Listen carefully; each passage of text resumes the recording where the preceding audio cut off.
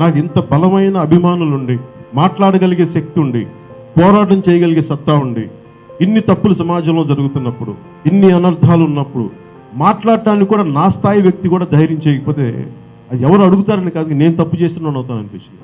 ఒక నిర్దిష్టమైన ఆలోచన విధానంతో, ఒక సుదీర్ఘమైన 25 సంవత్సరాల లక్ష్యంతో నేను ఇలా మీ ముందుకు వచ్చాను.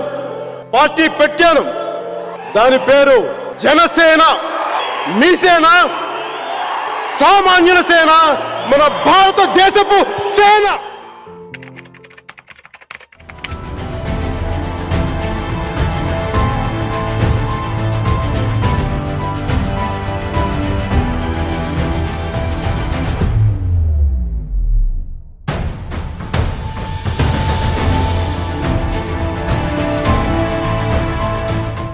వైసీపీ లాంటి ఒక గుండా పార్టీని ఎదుర్కొని వచ్చిన వాడిని మీరు నన్ను బెదిరించగలరో మీరు ఆలోచించండి.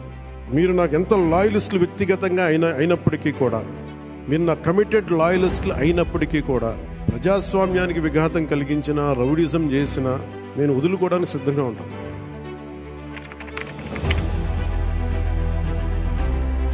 భీమరావు వాడ గొడవైంది 5 సంవత్సరాల క్రితం. ఇందిరా పార్క్ నేను మాట్లాడింది అదేంటంటే, అది కాంగ్రెస్ బిల్డింగ్ ఉంది వెనకాల, గాంధీ భవన్.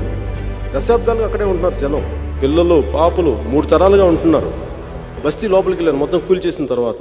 అప్పుడే వండుకున్న అన్నం కింద పడిపోయింది, ఒక భగవంతుడి ఫోటోగ్రాఫ్ కూడా కింద పడిపోయింది. నేను ఇవన్నీ చూశాను. ఒక 4 దశాబ్దాలుగా ఉంటున్న ప్రజలు మీరు ఎలా చేసేస్తారో, అందుకు నాకు కోపం వచ్చింది.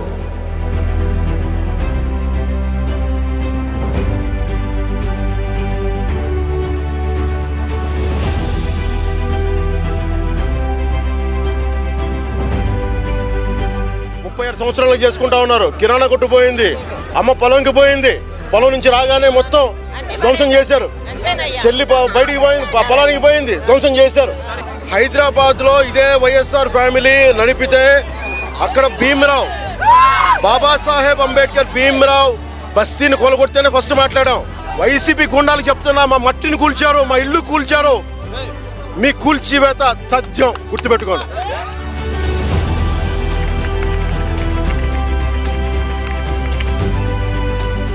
వరంగల్లో స్వప్నిక అనే ఒక ఆడపిల్ల ఉంది.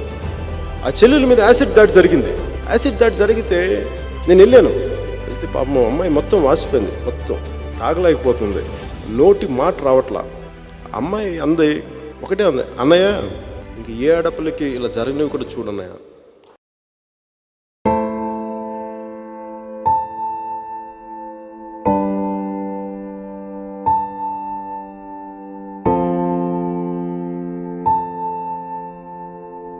ఒక ఆడబిడ్డ, ఒక తల్లి వచ్చి, అన్న నా బిడ్డ 9 నెలల నుంచి కనిపించట్లేదు, 2 రోజులు దాటితేనే ఇంక దొరకదని చెప్తారు, మర్చిపోండి మీ బిడ్డనని చెప్తారు ఉన్నత పోలీసు అధికారులు. అలాంటిది 9 నెలలు అయిపోతే దొరుకుద్దా లేదా అనేది నా గుండె ఇలా కొట్టుకుంది. ఆ తల్లి ఏడుపు గుండె వేదన పెట్టేసింది. వెంటనే మన కేకే గారిని అడిగాను, మీరు వెళ్ళి వెంటనే తీసుకెళ్లి విజయవాడ మాచవరం శ్రీ గారి దగ్గరికి వెళ్ళి మాట్లాడండి అంటే, కమిషనర్ గారితో మాట్లాడాను. 9 నెలలు దొరకని బిడ్డ 9 రోజుల్లో దొరికింది.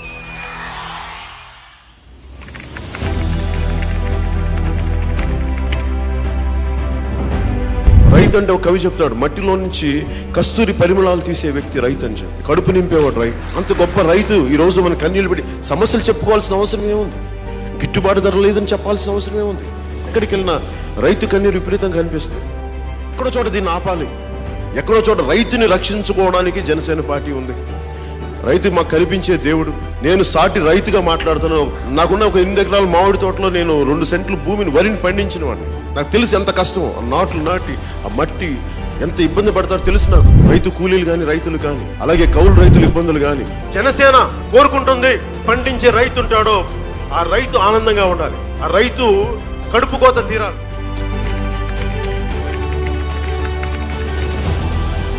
బేసిక్గా మన రోడ్లు, మన నీటి సౌకర్యం కానీ, లేదంటే ఏదైనా సమస్య ఉంది, పొల్యూషన్ ఏదైనా ఉంది, అక్కడ గ్రామ సభ జరగాలి. అసలు పంచాయతీ నిధుల్ని పంచాయతీలకే వచ్చేలా, మీ చెక్ పవర్ దుర్వినియోగం కాకుండా కేంద్రం నిర్దేశించిన బ్యాంకు ఖాతాల్లో డైరెక్ట్గా సర్పంచ్కే రావు. ఎప్పుడైతే సర్పంచ్ అకౌంట్లోకి డబ్బులు వస్తాయో అప్పుడు గ్రామ సభలు బలంగా జరుగుతాయి. మిత్రుడు పవన్ కళ్యాణ్ గారు రాష్ట్రం మొత్తం గ్రామ సభలు పెట్టాలి, గ్రామ సభల్లో గ్రామ అభివృద్ధి గురించి చర్చించాలని నిర్ణయం చేయడం ఇది మంచి కార్యక్రమం. దీన్ని అందరం కలిసి చేయాలి. రాష్ట్రం అంతా కూడా ఒక పండుగ వాతావరణంలో ఈ కార్యక్రమం చేయాలని దీనికి శ్రీకారం చుట్టడం, అక్కడి నుంచి నేను కూడా భాగస్వామి కావాలని వానపల్లికి రావడం నా అదృష్టంగా భావిస్తున్నాను.